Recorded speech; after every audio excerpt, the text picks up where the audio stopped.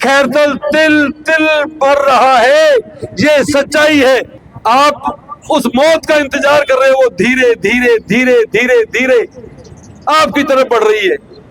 कि अगर आपका घर में जवान मर्डर हो रहा है तो रो तो सकते हो ना, तलवार से एकदम से आपका धड़ उड़ा दिया जाए। समझ में नहीं आए मरने वाले को कि मैं क्यों मर गया और किसने मारा, तो उसके रिश्तेदारों का क्या हाल होगा। ये हमारा है, हम अनाथ हैं इस वक्त, हमारा कोई नहीं है। साथियों, आज खैरतल की हालत मैं आपको बयान ऐसे करता हूं कि अगर कोई परिवार बहुत गरीब रहा हो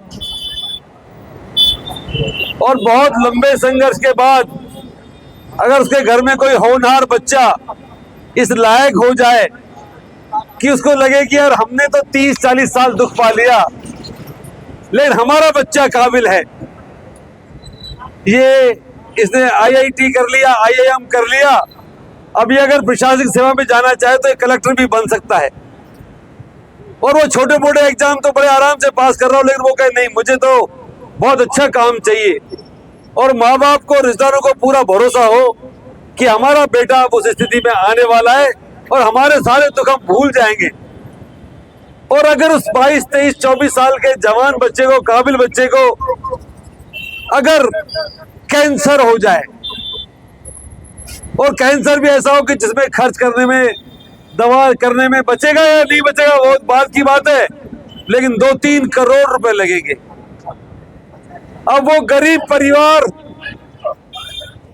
जिसका एकमात्र सहारा वो अपने 40 साल के दुख भूलने के लिए तैयार है कि इस आस में कि मेरा बच्चा काबिल है, अब हमारे बुढ़ापा ठीक निकल जाएगा।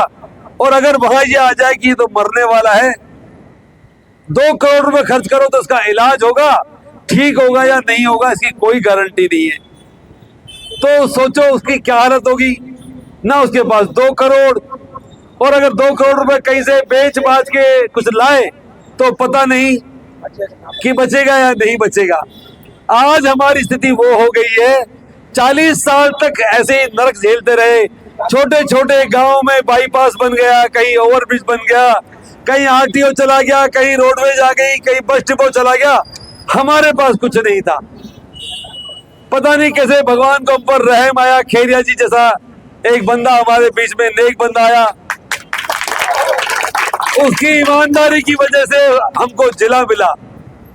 आज 2.25 साल हो गए सरकार बने, और ये सरकार उससे भी मजबूत इसलिए है कि यहाँ सेंटर भी एक ही पार्टी के पास, चलो मैं घुमा के नहीं कहता, सेंटर में भी बीजेपी, स्टेट में भी बीजेपी और नगर पालिका बीजेपी, और मैं भी बीजेपी से कोई दूर नहीं हूं, फिलहाल बीजेपी में नहीं हूं।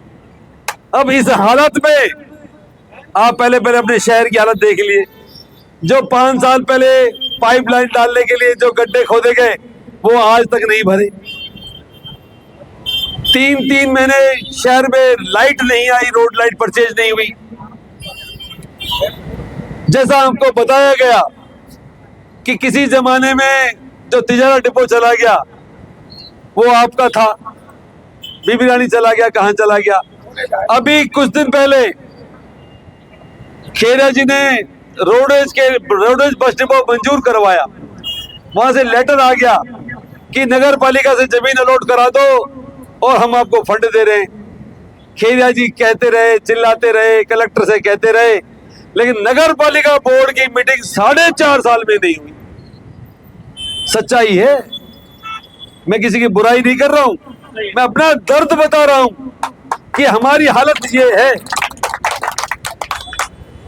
ओम प्रकाश बैरवा जी या कलेक्टर थे, बहुत काबिल कलेक्टर थे, उन्होंने सारी जगह जमीन जो थी वो बुला के अपने हिसाब से ही कि ये इसके उपयुक्त है, ये इसके उपयुक्त है, ये इसके उपयुक्त है, उन्होंने सब कुछ तय कर दिया। जिला मुख्यालय यहाँ यहाँ यहाँ यहाँ। पार्लियामेंट की इलेक्शन आए, आप सबको पता है CM साहब ने कहा कि यहाँ का विकास गुड़गांव की तर्ज पर हो, क्योंकि सरकार तो कराएगी, लेकिन माननीय मंत्री जी, माननीय सीएम हमारे भूपेंद्र साहब बहुत बड़े मंत्री तब भी थे, आज भी है, ये भी कराएंगे। और सब जानते हैं उनका कद कितना बड़ा है। सच कहूं तो भले कोई सुन रहे, सीएम साहब भी उनकी बात नहीं काट सकते। ये उनका कद, उनका पद, उनकी हैसियत है। और ये हमारे भाग्य की बात है कि हमारे एमपी है वो। हमने भी बड़ी उम्मीदें की थी, बड़े बड़े सपने देखे थे हमने। बोलने में भी बहुत मधुर है और ताकत भी बहुत है उनके पास, योजनाएं भी हैं और क्षेत्र में लगातार वो रहे भी हैं। इससे उम्मीद भी बंधी है हमको। लेकिन ऐसे में अगर एकदम से आप सोचिए कि जैसे तलवार से एकदम से आपका धड़ उड़ा दिया जाए, समझ में नहीं आए मरने वाले को कि मैं क्यों मर गया और किसने मारा, तो उसके रिश्तेदारों का क्या हाल होगा। ये हमारा है, हम अनाथ हैं इस वक्त, हमारा कोई नहीं है, क्योंकि खेरिया जी जिन्होंने बनाया उनकी सरकार नहीं है और कोई हमारी सुन नहीं रहा। कितने अफसोस की बात है, कितनी तकलीफ की बात है। ऊपर से झूठ देखो, आप झूठ देखो। दो प्रेस कॉन्फ्रेंस हो गई, जिला प्रमुख साहब बैठे हैं, पार्टी के जिला अध्यक्ष बैठे हैं, शहर के चेयरमैन बैठे हैं, वाइस चेयरमैन बैठे हैं और पार्षद बैठे हैं, फोटो बढ़िया खिंचवा रहे हैं प्रेस कॉन्फ्रेंस में और गारंटी कर रहे हैं। हमारे महासिंह जी ने तो कहा, मेरे मित्र हैं, मैं ईमानदारी से कहता हूं, वो बोले हम भूपेंद्र जी से मिलकर आए हैं, उनसे बात करके आए हैं, हम उनकी तरफ से आपको गारंटी देते हैं कि जिला मुख्यालय खैरतल रहेगा, खैरतल रहेगा, खैरतल रहेगा। ये प्रेस कॉन्फ्रेंस उन्होंने की और परसों सम्माननीय भूपेंद्र जी, हो सकता है ये जो लोग आए वो झूठ बोल रहे हो, मुझे नहीं पता, मैं नहीं जानता सच क्या है, लेकिन भूपेंद्र जी ने कह दिया मुझे उस लेटर के बारे में जानकारी नहीं है। किस लेटर की बात कर रहे हो, कौन से मुख्यालय की बात कर रहे हो, मुझे तो पता ही नहीं है। अब मुझे कोई ये बताए कि जो लेटर आया, लेटर झूठा था और लेटर की भाषा देखो, सुनना आपको पता पड़ जाएगा कि आपकी जेब कैसे काटी गई। आपको कहा गया वो चोर, वो चोर, वो चोर, और आप उधर देख रहे हो और आपकी जेब से कोई पैसे लेके चला गया और उसका साथी फिर कह रहा है वो वहां भाग गया और आप उधर भाग रहे हो। आपको पता ही नहीं है आपकी जेब किसने काटी, आपकी जेब कैसे कटी, उसके साथ कौन कौन थे और वो कहां भागे और आप अलग दिशा में भाग रहे हो। हम बहुत छोटे लोग हैं, जहां से हम सोच सकते हैं, जहां तक सोच सकते हैं, उससे बहुत आगे बड़े लोगों की सोच शुरू होती है। मैं थोड़ा बहुत रहा हूं उनके साथ तो 10-20% समझ सकता हूं, इससे ज्यादा मैं भी नहीं समझ सकता। मैं भी 5-7 साल बाद बूढ़ा हो जाऊंगा, सोचता रहूंगा कि एक ऐसा शहर था जिसके लिए हमने लड़ाई लड़ी, लेकिन मेरा भी दुर्भाग्य, शहर का भी दुर्भाग्य। मैं ये कहना चाहता हूं, अब बात आती है मुद्दे की, कि भूपेंद्र जी ने परसों कहा कि विरोध है ही नहीं, 2 लोग थे, मेरे पास रिकॉर्डिंग है। मैं अभी भी कह रहा हूं, क्या पता उनको जानकारी नहीं हो कि हमारा विरोध है, हो सकता है उन तक ये खबर नहीं पहुंची हो। तो आप ये काम कम से कम ये तो कर सकते हो कि अगर आपका घर में जवान मर्डर हो रहा है तो रो तो सकते हो ना। आप अगर आप में ताकत नहीं है, आप खून करने वाले का गला नहीं पकड़ सकते, उसका खून नहीं कर सकते, आपके बस की नहीं है, गरीब आम आदमी हो ना, तो रो तो सकते हो। अरे भाई, रोने की भी मना है क्या? रोने की मना है क्या? अब सवाल ये आता है कि हम भी रोना चाहते हैं। मैं मजाक नहीं कर रहा हूं, मुझे भी लगता है। आज मेरा एक बेटा है मेरा, मुझे बोला पापा खैरतल में क्या है, भाई क्या करूं? मैं सोचा कि मैं तो 2 करोड़ दे दूंगा, 5 करोड़ दे दूंगा, 10 करोड़ दे दूंगा। बोले दे तो दोगे, लेकिन खैरतल में पैसे का क्या करूंगा, क्या होगा? ये स्थिति सब जगह है।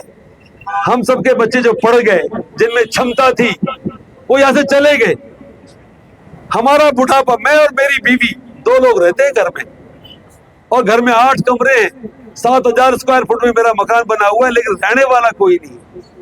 मेरा बेटा नहीं रहेगा तो मेरी बहू और मेरा पोता पोती कैसे रहेंगे? आप उजड़ रहे हो, खैरतल तिल तिल बढ़ रहा है, ये सच्चाई है। आप उस मौत का इंतजार कर रहे हो, वो धीरे धीरे धीरे धीरे धीरे आपकी तरफ बढ़ रही है, फिर भी रोना मना है क्या? रो सकते हो कि नहीं ये बताओ मुझे।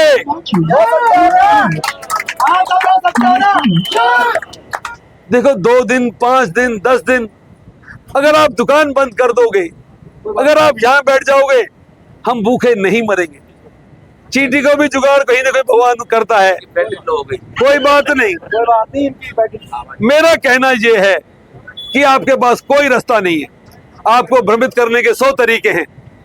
अगर आपको, मैं नहीं कह रहा कि आपका जिला वापस आ जाएगा, मुख्यालय आ जाएगा, आई डोंट नो, मुझे उम्मीद भी कम है, लेकिन अगर आप रोओगे, अगर आप चिल्लाओगे, अगर आप प्रतिकार करोगे, अगर आप दुकानें बंद करोगे, अगर आप रोज यहां बैठोगे, तो आपको कुछ 1-2 सुविधाएं दे दी जाएंगी, बस। इससे ज्यादा मुझे उम्मीद नहीं है।